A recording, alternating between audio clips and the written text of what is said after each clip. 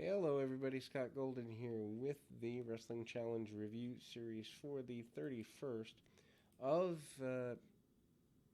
January 1987. Wrestling Challenge, of course, a huge series that virtually anyone would enjoy if you enjoy 80s wrestling. That is, they were the B Team show for that time period. We have about 40, maybe a little more than that now of these available. Obviously, there's about 450 or so total episodes, but we do not have all those available. Hopefully, Peacock updates them because many of these episodes, at least about half a dozen of them or so, I had not seen before now. So that's an interesting run of it. Certainly, is it ideal? No, and of course my computer decided to kick on there with background noise, so 2 seconds of that.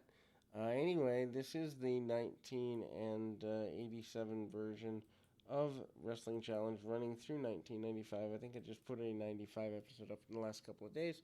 But anyway, we are about 2 months or so, 8 weeks or so away from WrestleMania 3, the largest WrestleMania at the time and would be for the next several years. Anyway, we get to see a pretty big um, opening match here as the King Harley Race against Coco Ware. I believe they might have wrestled a couple of places before, maybe when Harley passed through Memphis.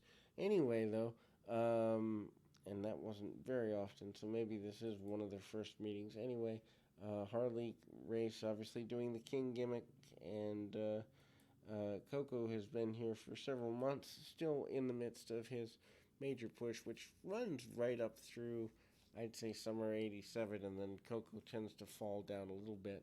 But, decent match here. Harley Race as the King is managed, of course, by Bobby the Brain Heenan, which at the time was a big deal.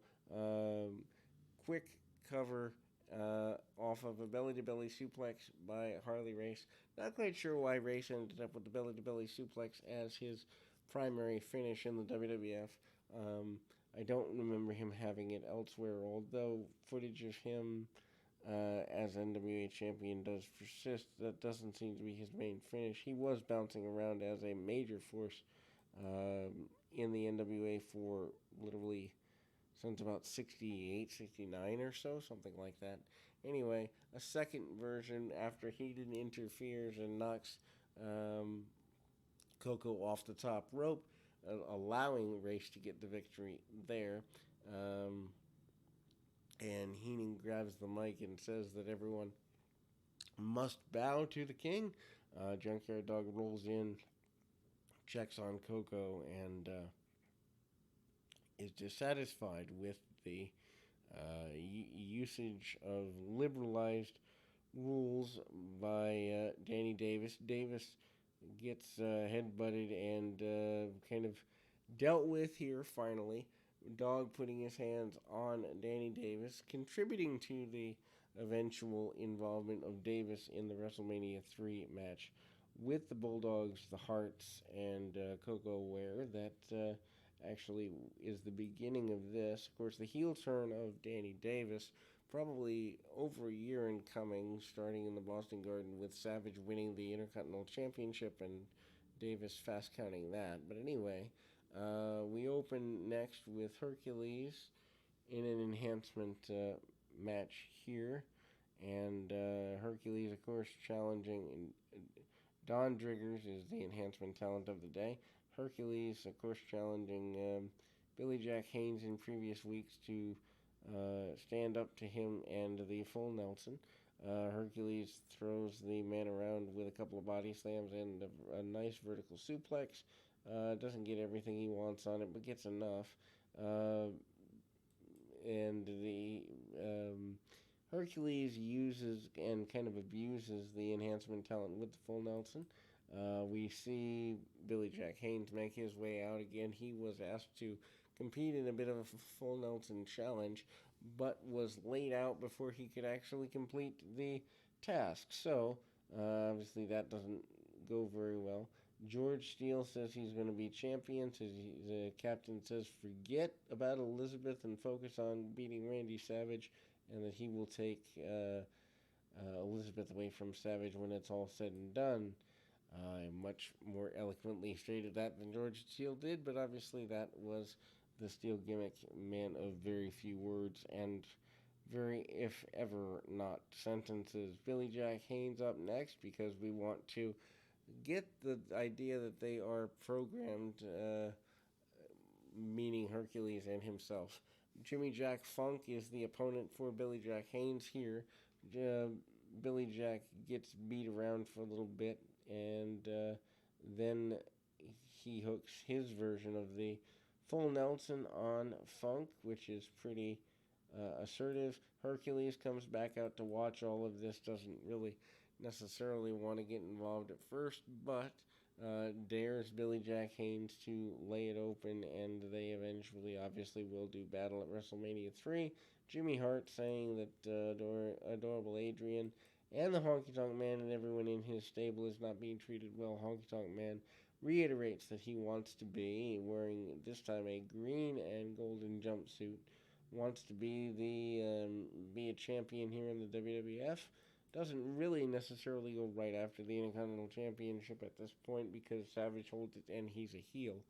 But we are less than 6 months anyway away from the Honky Tonk Man as Intercontinental Champion. He picks that up in June.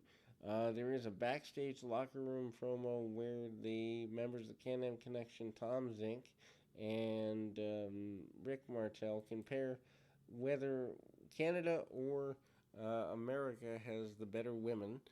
They compare places like Montreal, Toronto, New York City, and other places. They finally agree to go to each other's respective places to see what there is to see, beauty in the world, and all of that. Adrian Adonis and the Hart Foundation in a six-man tag team match, all managed by Jimmy Hart, of course, against some enhancement talents, and it's kind of goofy here. Paul Roma is one of the enhancement talents. Tony Gurria, I believe, is one of the others. But the Harts need to be put over, and they are put over strong here. Bret Hart showing that he has the technical prowess, even here in 1986/87, to be seen as a big deal. He misses the elbow from the second on the inside, and there's a minor comeback by Paul Roma with a dropkick that looks pretty good. But that is only short term as Bret Hart quickly turns it around, and there is a knee from the outside by Jim Neidhart. Anyway, Adrian Adonis comes in and eventually puts down an enhancement talent with the sleeper. Referee says that Adonis is holding onto the hair too much, but nothing ends with that. The promise to produce Andre and Hogan as part of the Piper's Pit, which has been covered in the Superstars episode from the same time frame, maybe even the same day in some jurisdiction already on the channel, is up next. Danny Davis complains at the Junkyard Dog for putting his hands on him, says he wants him fined and suspended for doing just that. Jake Roberts, who probably might be full-fledged babyface within the next couple of weeks. Although the turn's already begun because there's merchandise with him with a green shirt and the snake on it, and also there is a wet spot with Jake's hair there.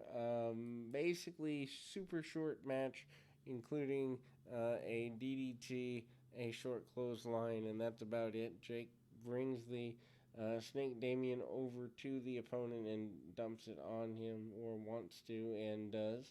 Then we see the Slickster out there with his men again. Jake Roberts at this point getting acknowledged as primarily a babyface at the time. Slickster out there with Volkov and the Sheik. Of course, they are former tag team champions at the originally U.S. Express. Wyndham and Rotundo instead of Spivey and Rotundo made note of.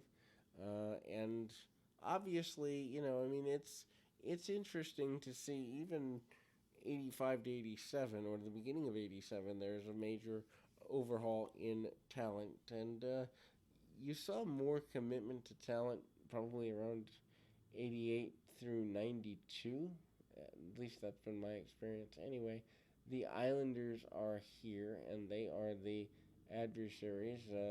Nikolai Volkov requests that people rise for the singing of the Soviet national anthem. Doesn't get very far with that. They give them about 8 minutes in this foray, and it's um, mainly the former tag team champions in control because of power maneuvers.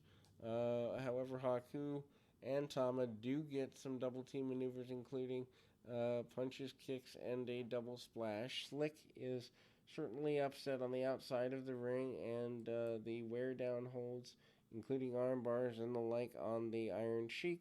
A pretty big deal here. The Sheik, of course, former world champion for about 3 weeks before Hulk Hogan picked it up in January of '84. So that's there. Tama comes in and hits a top rope splash. Slick slides in, uses his cane a la Freddie Blassie would do, and gives his team a victory.